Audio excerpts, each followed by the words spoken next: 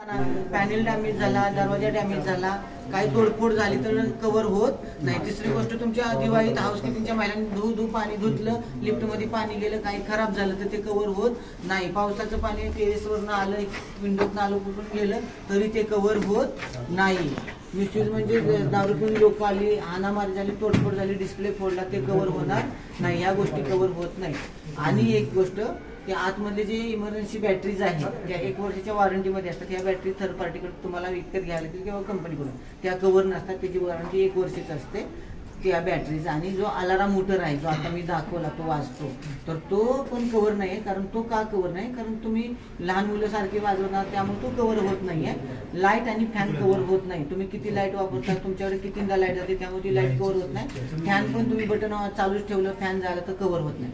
Light, fan, battery cover होत नाही. ह्या तिन्ही गोष्टी तुम्हाला जाणून घ्यायच्या. आणि तुमच्याकडे कव्हर काय होतं ते पण सांगा. बाकीचे राहिलेल्या गोष्टी सगळ्या कव्हर. ते सांगा. आता राहिलेल्या गोष्टी 2000 प्लस पार्ट आहेत, ते सांगता येणार ना. ते काही डॅमेज झाले. इन शॉर्ट, लिफ्टचे सगळे पार्ट तुमच्याकडे कव्हर होतात 1 वर्षाच्या वॉरंटीमध्ये. 1 वर्षानंतर हेच मी सांगितलं तुम्हाला. ओके, आता हे 1 वर्ष एएमसी मध्ये फक्त light, fan, battery, okay.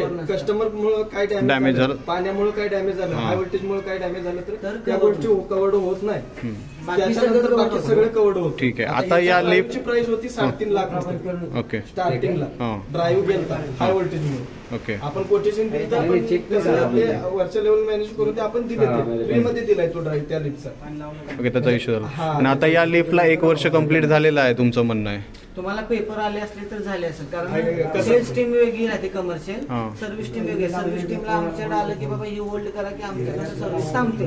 Cells team किंवा ती कमर्शियल टीम आहे, ती तुम्हाला कोटेशन देते. ते तुम्हाला कोटेशन आलं नसेल तर मी एक नंबर येतो, त्याच्यावर त्यांना विचारा, ते सांगतील तुमची डेट काय काय. आता मी सरळ सांगतो, मी हँडल करतो पहिल्यापासून लिफ्ट.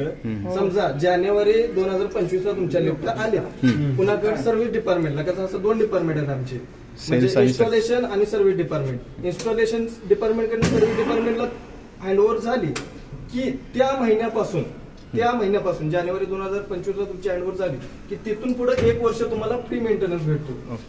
आता असा विषय झाला की बाबा तुम्ही पुणे, म्हणजे आता तुम्ही स्वतः हे हँडओव्हर, म्हणजे समजा तुम्ही ऑक्टोबर नोव्हेंबर मध्ये घेतलं, असं तुमचं मत काय झालं की बाबा 2च महिने आम्हाला वापरायला भेटले, तर तसं होत नाही. आज जानेवारी इन्स्टॉलेशन पासून 1 वर्ष तुम्हाला फ्री मेंटेनन्स भेटतो. त्याच्यात असं नाही होत इन्स्टॉलेशन नाही, तुमच्याकडे सर्व्हिसकडे जेव्हापासून येतो तेव्हापासून.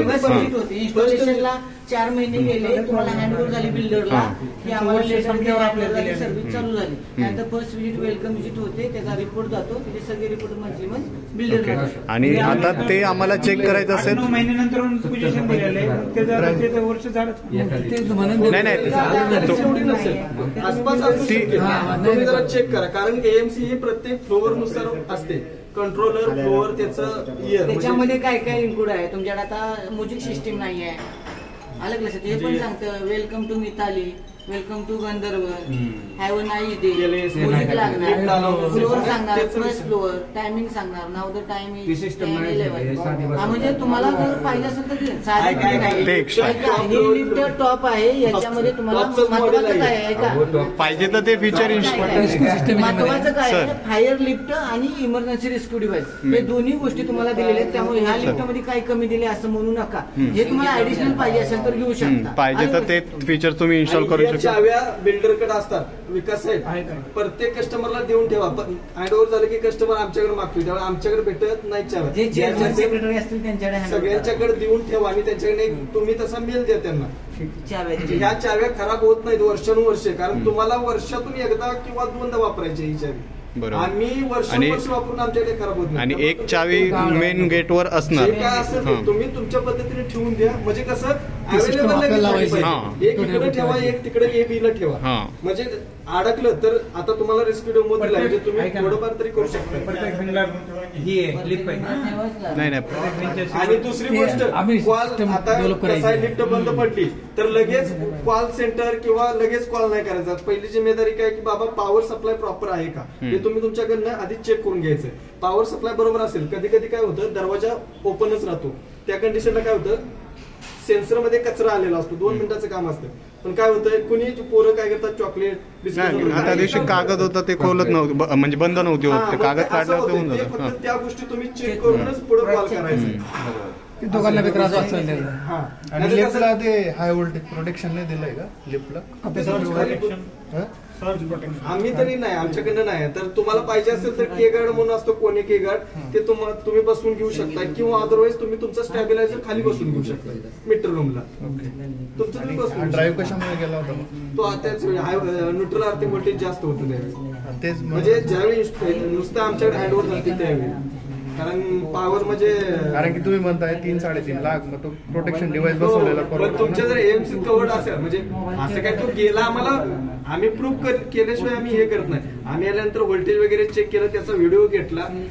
जे आता कसं असतं, आपलं व्होल्टेज जे न्यूट्रल अर्थिंग व्होल्टेज आहे ते 3 व्होल्ट पेक्षा कमी पाहिजे. तुम्ही इलेक्ट्रिशियनला पण, म्हणजे तुमच्या कुठे माहिती असेल तर 3 व्होल्ट पेक्षा कमी पाहिजे. ते जर जास्त एकदम गेलं, त्यात कुठनं लिकेज करंट आला तर ते आपलं ईआरडीची कार्ड डॅमेज करणार, जे काय त्याला तेवढं ते डॅमेज करून टाकतं, सेन्सर वगैरे खराब सगळं डॅमेज करून टाकतं ते त्या कंडिशनला. फक्त पण ते आम्ही प्रूव्ह करतो. प्रॉपर अर्थिंग दिली ना लिफ्टला? हो, आता प्रॉपर आहे. आता काय, पण कधी कधी वर्षातून एकदा आर्थिंग वाल्याला बोलवून सगळ्या बिल्डिंगचे आर्थिंग चेक करणं हे मेंटेनन्स मध्ये येणार त्या गोष्टी. मेंटेनन्स करतो त्या टाईपमध्ये वर्षातून एकदा फक्त बोलवायचं, चेकिंग करायचं, त्याच्यात काय कमी जास्त असेल कोणी याच्या मेंटेनन्स मध्ये नाही का ते? मेंटेनन्स आर्थिंग हा कस्टमरचा स्कोप आहे. इथं सप्लाय आला की इथून आमचं काम चालू होतं. इथं पण इथलं पण काय पार्ट डॅमेज झाला ना यामधलं, ELCB करत होता, आम्ही करत नाही.